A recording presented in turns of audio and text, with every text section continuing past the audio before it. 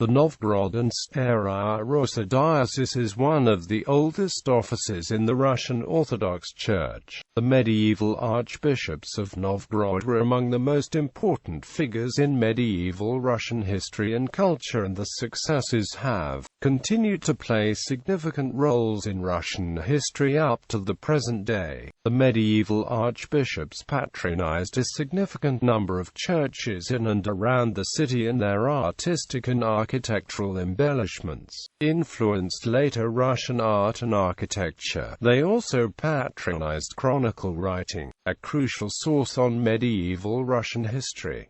The Republican period. The office of Bishop of Novgorod was created around the time of the Christianization of Russa, although the chronicles give conflicting dates for its establishment, ranging anywhere from 989 to 992.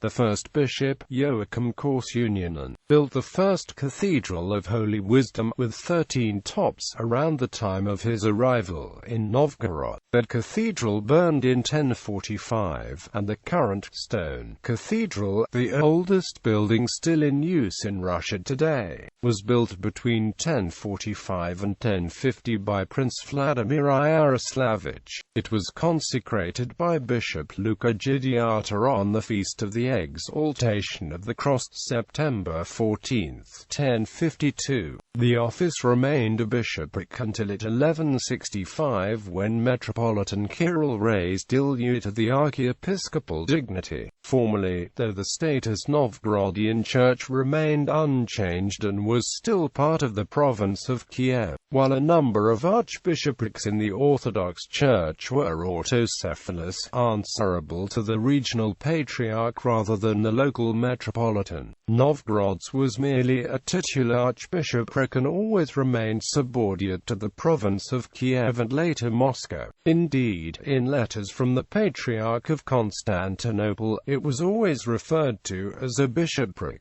and there are a number of letters reminding sometimes recalcitrant archbishops of the subservience to the Russian metropolitan. Around 1400, the archbishops began referring to themselves as Archbishop of Novgorod the Great and Pskov. Quote, in 1156, Bishop Arkady was elected by the Vesh because the metropolitan throne in Kiev was at the time vacant. Over the next several centuries, a process of local election either by the Vesh, by the local clergy, or by the drawing of lots developed. It was last used in the election of Archbishop Sergei in 1483, the first Muscovite Archbishop of Novgorod. This local election gave the archbishops considerable autonomy in church matters, although they were consecrated by the local metropolitan and maintained ties to the Russian Church throughout this period. While some Russian chronicles refer to all Novgorodian prelates as archbishops, the office was not formally raised to the archiepiscopal status until 1165.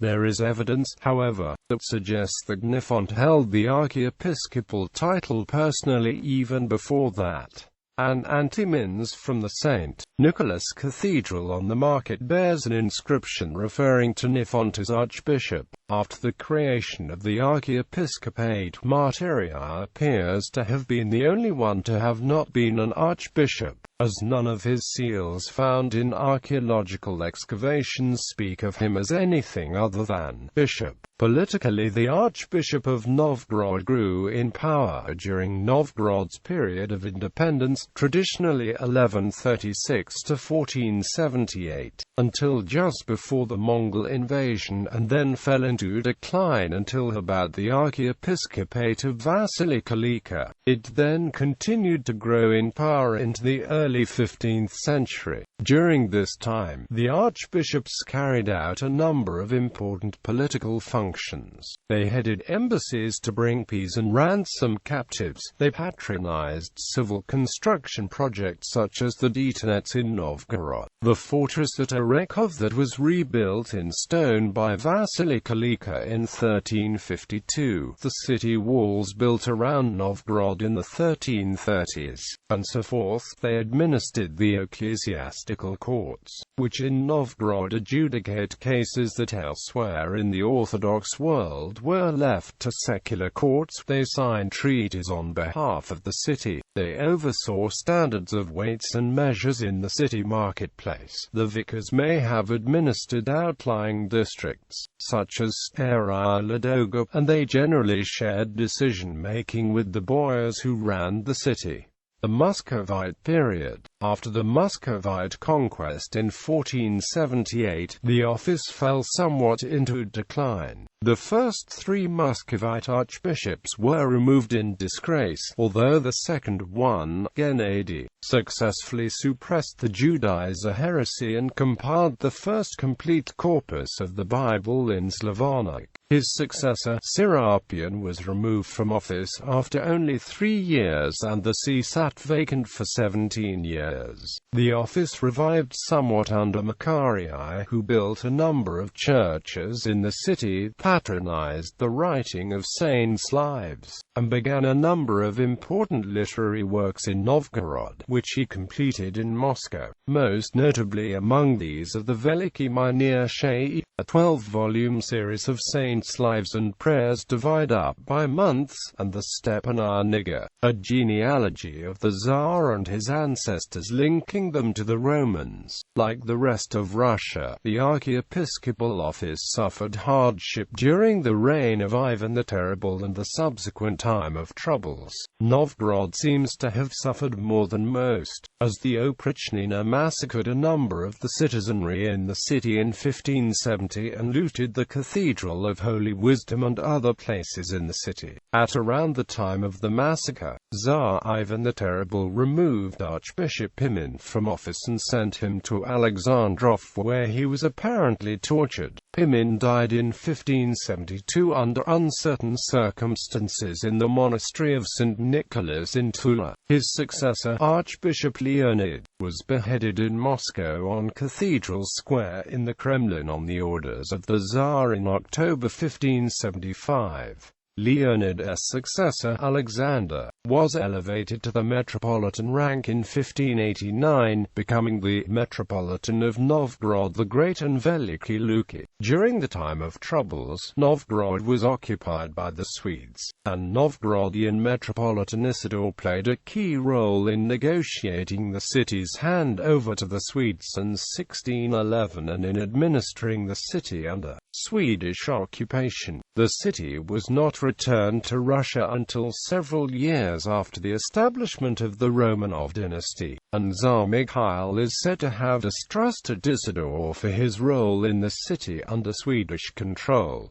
The imperial period. The office remained a metropolitanate until 1720, when it was again reduced to an archiepiscopate. It was elevated to the metropolitan level again in 1762, and the title changed as the eparchy was included with St. Petersburg and later Finland and Estonia. It was separated from St. Petersburg in 1892. The new city of St. Petersburg, when it was founded in late spring 1703, was initially in the Novgorodian eparchy, and Metropolitan Iov consecrated the first wooden Peter and Paul Cathedral in the Peter and Paul Fortress in April 1704. Iov's vicar, Ferovan Prokopovich, became one of Peter the Great's key advisors on religion and helped establish the spiritual regulations and the Holy Governing Synod. Prokopovich was named Archbishop of Novgorod in 1725. After Peter's death, Archbishop Dmitry served as Catherine the Great's spiritual advisor for the first few years of her reign and crowned her empress in 1762. Soviet and post-Soviet period. The Novgorodian eparchy was combined again with Leningrad after the relegalization of the church in 1943. It was briefly separated in the 1950s and combined with Leningrad again in the 1960s.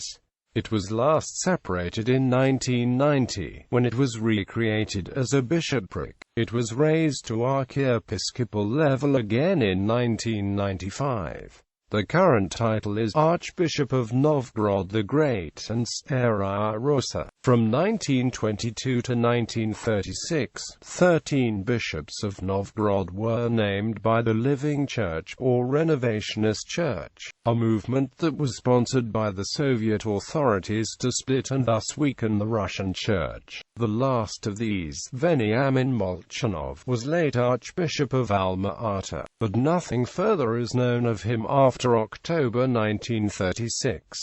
He is thought to have been shot. The Renovationists fought with the patriarchal main Orthodox Church before they were suppressed when the Patriarchal Church was legalized in 1943. In the Patriarchal Church, Archbishop Arsenius was one of the candidates for Patriarch in the 1917 Moscow Council. When Tikhon was elected, he, like many of the hierarchs of the Church, suffered repeated arrest in the 1920s. He was exiled to Central Asia in 1926 and made Bishop of Tashkent in 1933, where he died in 1936. A plaque on the old bishop's palace in Novgorod commemorates him, and there is a festival in his honor in Novgorod today. During his long, absentee tenure as Archbishop and Metropolitan of Novgorod, the eparchy was administered by a number of vicars, including Alexius Szymanski, who held the title of Archbishop of Kutyn. Alexius was briefly Metropolitan of Novgorod in 1933, and was succeeded by Benedict, who was shot in 1937 either in Kazan or in Leningrad, although the sources conflict. After Benedict, Alexius was made Metropolitan of Leningrad and Novgorod in 1943. He was one of the 3 bishops who met with Stalin on September 4, 1943, a meeting which led to the relegalization of the Russian Orthodox Church. In 1945, Alexius was elected Patriarch of Moscow and all Rus and served in that post until his death in 1970. Patriarch Alexius II, the most recent Patriarch of Moscow and all Rus, was Metropolitan of Leningrad and Novgorod immediately before his election as Patriarch in 1990. As Patriarch, Alexius II presided over the re-establishment of Novgorod as an eparchy independent of Leningrad, St. Petersburg, and of the reconsecration of the Cathedral of Holy Wisdom. The current bishop is Metropolitan Lev. He was transferred from Tashkent in 1990 to be Bishop of Novgorod and raised to archiepiscopal dignity in 1995, and to the Metropolitan dignity in 2012. He has overseen the reopening of a number of churches in Novgorod and the eparchy, the return of the Cathedral of Holy Wisdom to the Russian Orthodox Church, the opening of a seminary at the Zverin Monastery just north of the old city walls on the left bank of the Volkhov River, the re-establishment of a library in the Cathedral of Holy Wisdom, and other activities in the aftermath of the Soviet persecution of the Church. He has received several awards from the Church and the Russian government for his activities.